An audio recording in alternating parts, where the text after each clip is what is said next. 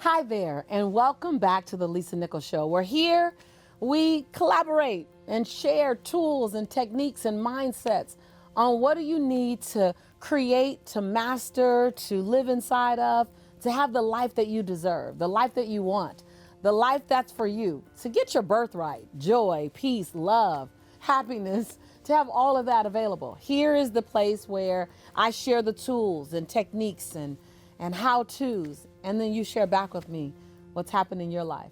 One of my favorite things to do is to read your comments. You know how much. If this isn't your first time here, then you know every single episode begins with me celebrating you, me acknowledging you, me letting you know that your comments, your input, your value, your voice is important on this channel. So I love when you share your BOLs. That's for you newbies. That's a breakthrough out loud, BOL.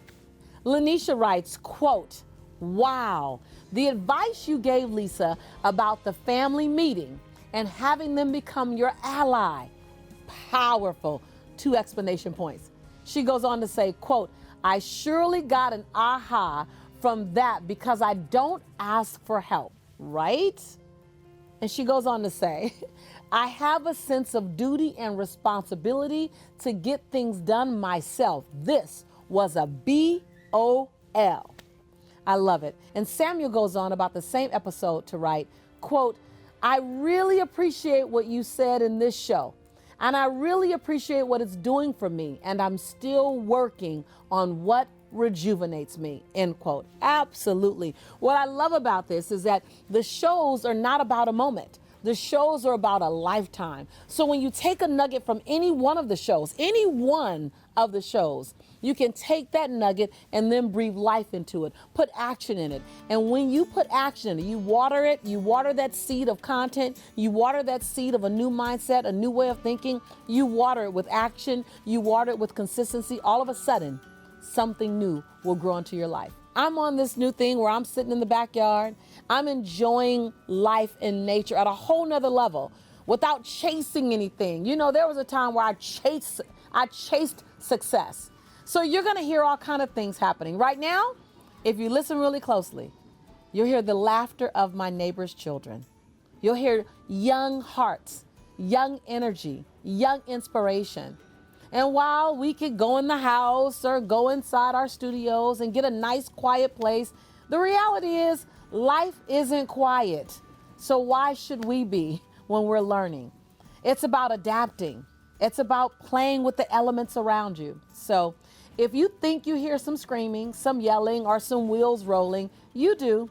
That's my neighbor's children enjoying themselves in the beautiful sunshine of sunny San Diego, sunny California. And as we hear their laughter and their screaming and their joy, remember to access that inner child in us, the inner being that says, if I fall, I'm going to get back up sooner, quicker, faster. And the inner being that says, I'm courageous. You know how children are at 3, 4, and 5. Just bold enough where you have to watch them. I want someone to have to watch you.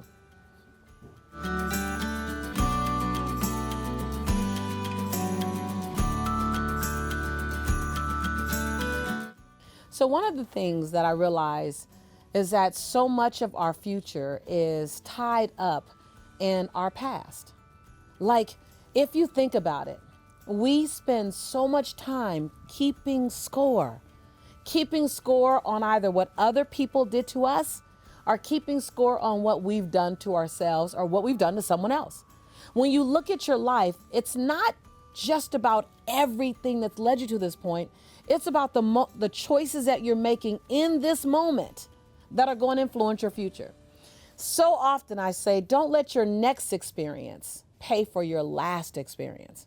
And when you're holding guilt around something that you said or done in a relationship, whether it's a family relationship with a mother, with a father, a sister, brother, a son, a daughter, whether it's in a romantic relationship, a friendship relationship, something that you've done or said or didn't do, and there's nothing you can do to undo that. When you hold yourself hostage to an old experience. You literally are holding your future hostage to a past that you cannot change. You literally have made a commitment to put on the gloves, to tie the tape around the gloves, to put a lock and chain on the gloves, and to constantly beat yourself up. You minimize the great things that are happening in your life. You question if you deserve it. I can guarantee you that whomever you feel like you didn't say I love you enough, you didn't spend enough time with, whomever you're considering, and wherever they are, whether they've transitioned on or whether they're just out of your life, they didn't expect or plan or hope for your entire future to pay for your single or multiple decisions. So when you hold yourself hostage, your future hostage, and your joy hostage, that's also a choice. When someone has transitioned on and you're riddled with guilt, it really stops at some point being about them forgiving you. And it really is about, can you love you enough to forgive yourself? See, here normally when I'm in my live trainings and I ask that question to one of my students, they say, but Lisa, you don't know what I did. Lisa, you have no idea what I didn't do. But I got to tell you, as if the magnitude of your error justifies the lack of forgiveness that you offer yourself. See, you have to realize that imperfection, mistakes, poor judgment is not measured. Forgiveness is not measured by the degree of the atrocity, the degree of the error. That forgiveness is forgiveness. Forgiveness for cutting someone off in the lane driving, and forgiveness for making someone feel as if they're not valued. Forgiveness is forgiveness. The question isn't, how do you get forgiveness from someone else? I dare to ask you, are you willing to forgive yourself? See, when you give yourself permission to be worthy of forgiveness, that's when you breathe your first, okay, I made a mistake. I did what I did based on what I knew. When I know more, I do more. When I know better, I do better. Like, that's what I've had to say to myself 1,000 times. I would not make the same decisions today that I made 10 years ago because I know more today. Can you have grace with yourself? Can you have compassion with yourself? Can you allow someone to have been in your life at a time in your life when you were hurting so much that you couldn't love them the way they deserve to be loved? When you were angry to the point where you couldn't have compassion to them the way that they deserve compassion? You just were in a place where you were given all you have and all you could give based on where you were. And if this particular episode doesn't apply to you today, it might apply to you in a year from now. So remember, you heard these words.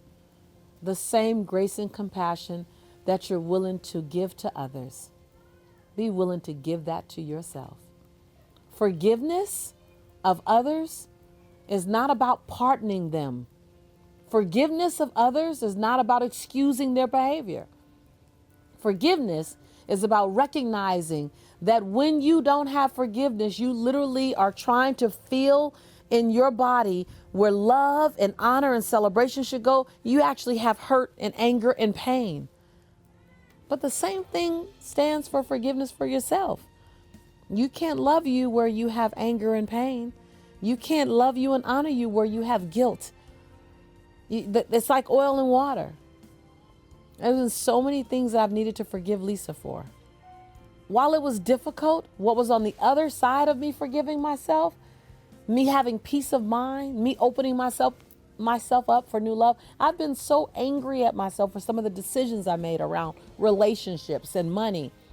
But when I was able to forgive myself around people in my life who are no longer in my life, but when I was able to forgive myself, all of a sudden, more compassion and joy and peace opened up. If this is true for you, you've probably been beating yourself up for far too long. So I want to invite you, if you have, let's unlace the gloves, take off the tape, pull them off, toss them. And the person that you are feeling so guilty over, well, wherever they are, whether they're still here or whether they've transitioned on, will have a sigh of relief. You deserve joy. You deserve happiness. Let's go get it. Let's go get it, regardless of your past. Let's stop keeping score. We've all made mistakes. We've all made poor judgment. We've all been stuck in our ego. We've all done that. And then we all get to move on. Easier said than done, but you're built for the job. Now remember, this show is not just a monologue. I am so not interested in just hearing myself talk. I actually really want to hear from you. Here, your voice matters. Here, your opinion matters. Here, your breakthroughs make a world of difference. I'd love to hear from you. Was there something in this? Is there something that you've been holding yourself hostage to? Is there something you've been beating yourself up about? A decision that you made? And today, listening to this episode, you decided to take the gloves off. What was the aha from this lesson? What did you realize? What was the BOL? What was the moment when you went, I needed that? What has been beating on your heart, beating on your mind, beating on your soul? Sort of like the beating you hear in the background. Something's been knocking on your heart. And in this episode today, okay, there was a breakthrough. Leave your comment below. I want to hear from you. If you haven't subscribed, please subscribe. And if you know someone who needs this message, go get them. Share this episode with them. Share the last episode with them. Go get them. What I do know is that you don't want to walk this journey alone. I know I do not want to walk this journey alone. So go get your tribe. Bring them here and introduce them to your new community. Or this could be your old community. Many people have been with me for a while. You might be one of those. This is your home. And we are your tribe. And I will always be your sister in prosperity and in possibility. And each and every time I say I believe in you and I love you, it's because I do. I don't have to have spent hours with you. I don't have to have shared my deepest, darkest secrets with you. I don't have to have suffered beside you. I'm your sister friend on the planet at the same exact time as you. And for that very reason, I believe in you and I love you. I'll see you soon.